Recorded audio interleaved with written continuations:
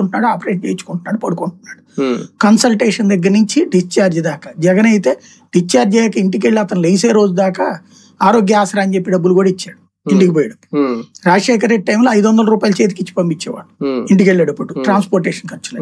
జగన్ వచ్చాక ఈ సిస్టమ్ పెట్టాడు ఆసరా అని చెప్పేసి.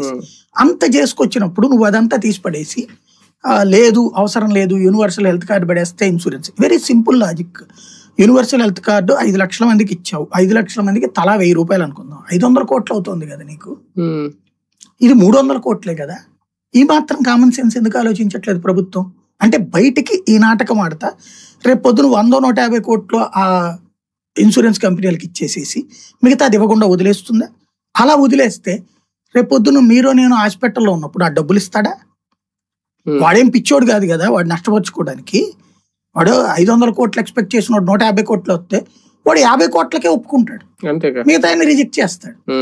అప్పుడు వీళ్ళు ఏమంటారు, ఇప్పుడు నేను బాబు గారు ఎక్కడో మాట్లాడింది, వాళ్ళు డాక్టర్లు అందరూ ట్రోల్ చేస్తున్నారు. డాక్టర్లకి అవగాహన లేకుండా పోయింది, డయాగ్నోసిస్ చేయడం చేత కావట్లేదు, పిచ్చి పిచ్చి డయాగ్నోసిస్లు చేస్తున్నారు, చదువు ఒకటి డయాగ్నోసిస్ ఒకటిలాగా ఉందని. రేపు పొద్దున అట్లా డాక్టర్లను హాస్పిటల్లో నిందిస్తారు. అప్పుడు యాక్సెప్ట్ చేస్తే హాస్పిటల్లో డాక్టర్లు యాక్సెప్ట్ చేస్తారా? ఆరోగ్యశ్రీ విషయంలోనే మొన్నటి దాకా జగన్ ని నిందించినటువంటి వాళ్ళు మొదట్లో 3 ఏళ్లు బాగానే చేసుకొచ్చాడు, కరోనా దగ్గర నుంచి అతను సరిగ్గా చేయలేదని తిట్టుకున్నారు వాళ్ళు. బాబు వస్తే సెటరేట్ చేస్తాడు అనుకున్నారు. ఎందుకంటే బాబు టైంలో క్రిందసారి ఆ కుటుంబరావు గారు ఎవరినో పెట్టారు, వాళ్ళు 2 నెలలకు 3 నెలలకు ఒకసారి బిల్లింగ్ ఎప్పటికప్పుడు ఇస్తుండేవాళ్ళు. కొంత ఏదో తినేటటువంటి టీం ఏదో ఉండేదట సిబ్బంది, వాళ్ళు 25 రూపాయలు ఎక్కువ వేసుకుని రండి మీరు బిల్ అని చెప్పి 20 రూపాయలు తగ్గించినట్టు చూపెట్టి వీళ్ళ డబ్బులు వీళ్ళకి ఇచ్చేవాళ్ళు. తద్వారా పర్ఫెక్ట్ గా ఉంది, జగన్ వచ్చి చెడగొట్టాడు అది అన్నటువంటి ఉద్దేశంతో డాక్టర్లు అందరూ వీళ్ళకేసారు. ఇప్పుడు వాళ్ళ ముద్ద లాగేస్తే నువ్వు